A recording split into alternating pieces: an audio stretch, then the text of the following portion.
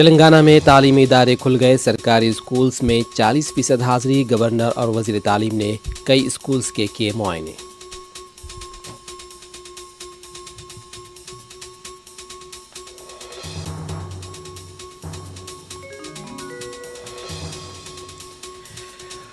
ملک کے عوام پر ایک اور بوجھ، بنا سبسڈی والے سلنڈر پر 25 اور کمرشل سلنڈر کی قیمت میں 75 روپے کا اضافہ۔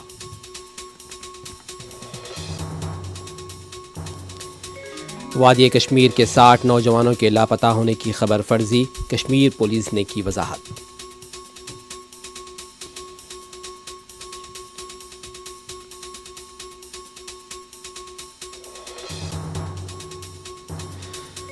پنچ پیارے والے ریمارکس پر ہریش راوت نے معافی مانگی، سزا کے طور پر گرودوارہ کی کریں گی صفائی۔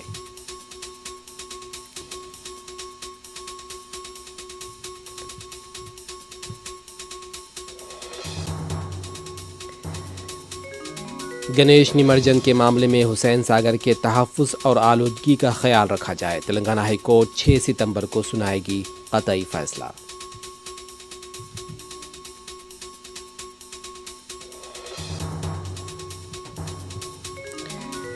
جائیداد کے لیے بھائی نے بھائی اور ان کے ارکان خاندان کا قتل کر دیا، ورنگل میں دل دہلا دینے والا واقعہ۔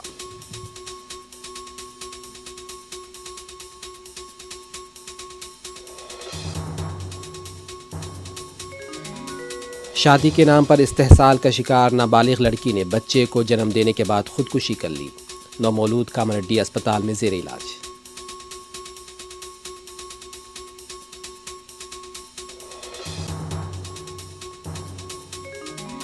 افغانستان کے کابل ایئرپورٹ پر طیارے اور ہیلی کاپٹر تباہ شدہ حالت میں پائے گئے، ایئرپورٹ کی صفائی پر طالبان انتظامیہ کی توجہ۔